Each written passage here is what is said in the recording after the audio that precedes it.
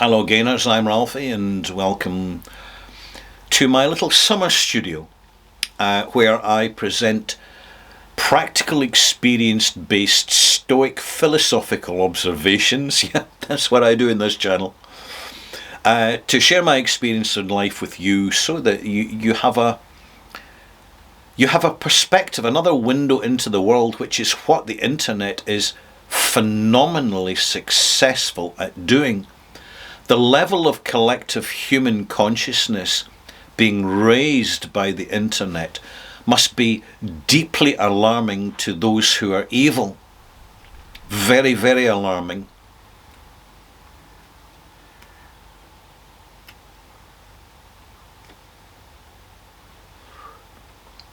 The internet is a Pandora's box onto the human condition. Very much so. So welcome to Funeral Stories episode 4, in which I tell you the beautiful but tragic tale of Mrs. Hailstones. An unusual name, an unusual surname, but it's the sort of surname you never forget. In fact, I write about Mrs. Hailstones in my book, Life, Death and Whiskey by Ralphie. You'll find it on Amazon.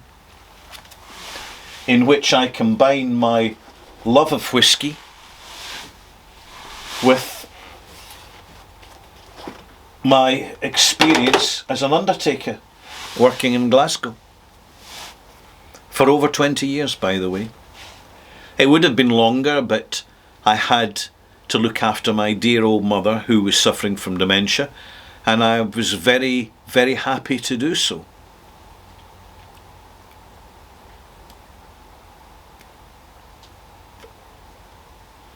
I was sitting in the office one afternoon, just back from an early funeral, a morning burial. I'd gone quite well, lovely family, quite straightforward. A rare, light and breezy summer's day, towards the end of summer. Everything had gone very well, because everything needs to go very well, because you don't get a dress rehearsal with a funeral. It has to go right, because it only happens once. And I got a message from the office manager saying, we need a more experienced member of the team for this one, Ralph, so could you deal with it? This old woman seems quite confused. She's emotional and she's bursting into tears on the phone and etc, etc. And I thought, well, if you've just lost someone close to you, that's quite understandable. So I don't read too much into that. But I was given an address out in the north of Glasgow. High flats, but low high flats. The better quality high flats. And so I made my way. I phoned the lady and she came in the phone. I said, I'll be with you in 20 minutes, Mrs. Hailstones. I'll attend to everything. I'll arrange everything, and then any questions you might have, I will attend to your questions. So I let her know exactly what was doing. So I arrived at the door of her flat, and I knocked and I pressed the bell and I peeked through the letterbox, but there was no sign of life inside.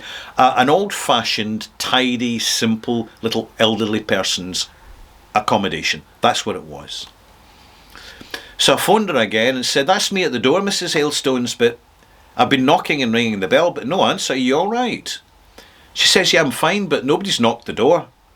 I says, well, I'm just standing outside your flat here. It's got a purple door. She says, oh, son, I'm not at my flat. I'm at my husband's flat. So she gave me that address, because I'd been sent to the wrong address. So I just jumped in the car. 15 minutes later, I'm in the west end of Glasgow on a quiet little suburb next to Glasgow University called Hillhead in Otago Street.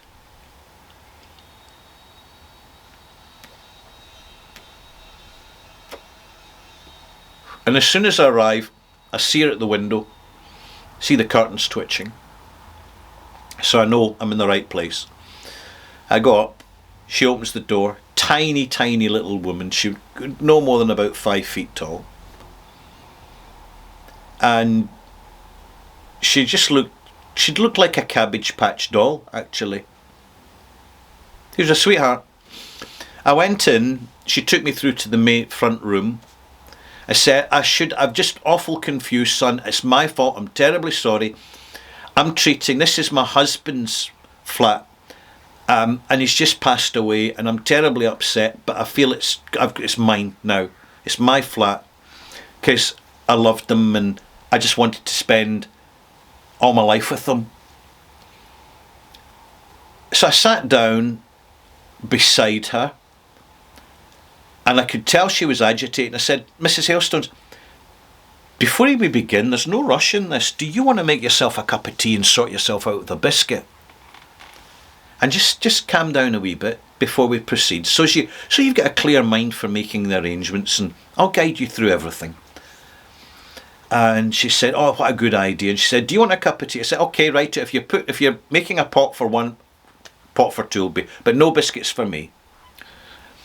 And so that kind of brought her down. It settled her down. It took about 10 minutes, but it's never a waste of time in these situations, because it just makes things easier for a bereaved person to get the mental focus and view of how they want to proceed. And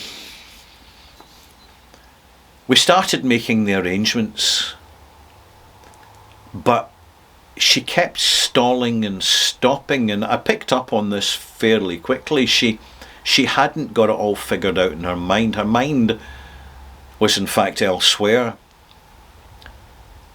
And then I just stopped, and I put my pen down, and I closed my folder that I was making the arrangements on. I said, Mrs. Hailstones, is there anything that you want to share? And I'd read it right. She did want to share. She wanted to share the story of the love of her life, Mr. John Hailstones. They had met at a cinema in the 1950s.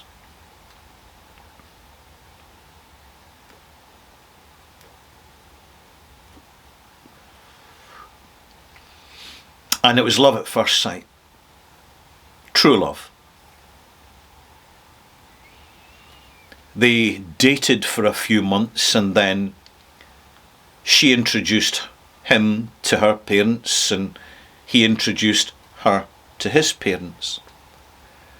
But it was quickly made clear by both sets of parents that the marriage was not going to take place, and it would not be allowed, because he was Protestant and she was Roman Catholic.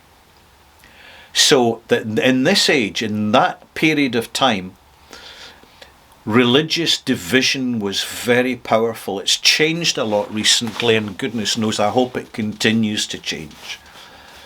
But this is the negative side of religions, is how divisive and negative it can be. And she was forbidden to see him. He was moved away by his parents.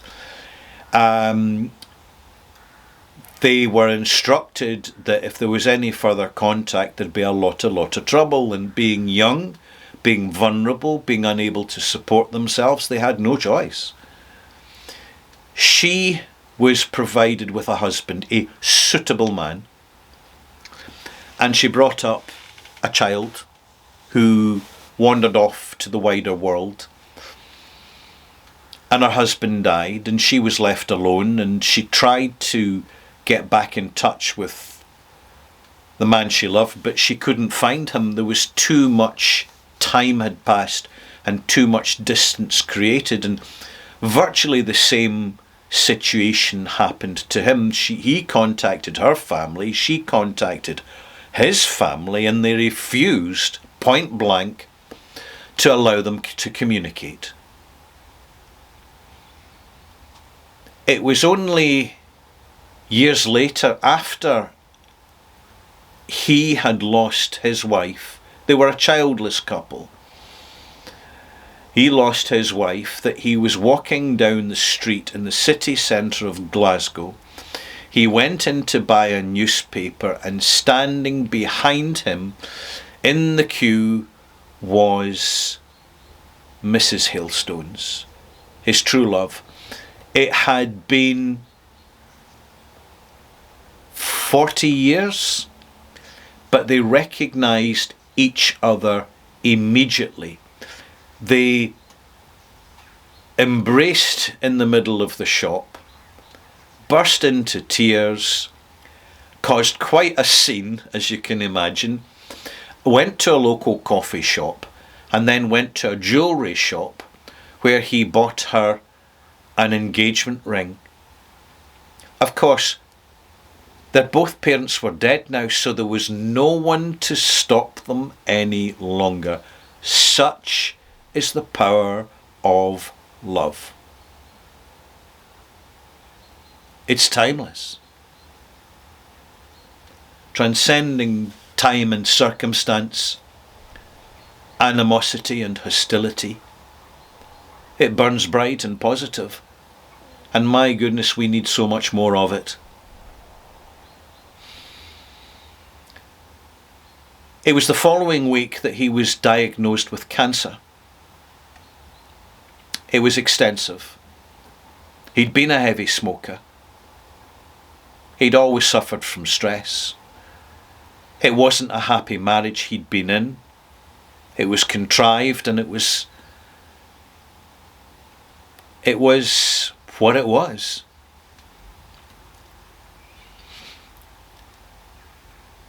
She tended him as his constant nurse. They had 6 months together before he died. 6 months. She showed me the engagement ring and the wedding ring.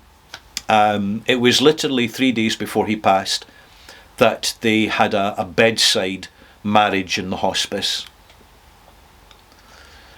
And now she was arranging his funeral. And yet, despite the distress and the grief, what came through in just talking to her was the beauty, the intensity of the beauty and the joy that had been brought back into her life at that moment in time. And that for her to validate her love again when nobody expected it to happen was more important to have him for 6 months only than to never have had him as a love in her life ever. It was a beautiful funeral. There was only 3 people attending. Mrs. Hailstones and 2 next door neighbours who were looking out for her and keeping an eye on her. And I made sure I conducted it myself, knowing the circumstances, to make sure that everything was on point and pitch perfect. It was really quite touching, actually, and I found myself feeling quite emotional. And it wasn't because of the particular tragedy of the situation. It was the frequency that was generated around this person who had known and rediscovered true love in their life, and the power and intensity and the beauty of all that. It was quite something to witness. It's something I've never had in my life, and I'm not bothered about it. I'm really not. But for those who are tuned into that, it must be such a beautiful and wonderful thing, whatever the circumstances. And I'd conclude by saying that when people ask me, how could you do that job? How could you be an undertaker dealing with dead people and upset families? My answer is that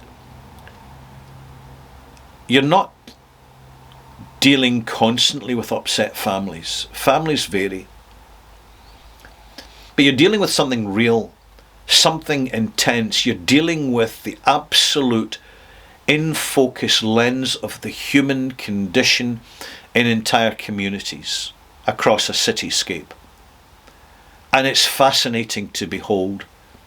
You're witnessing the theatre of the human condition.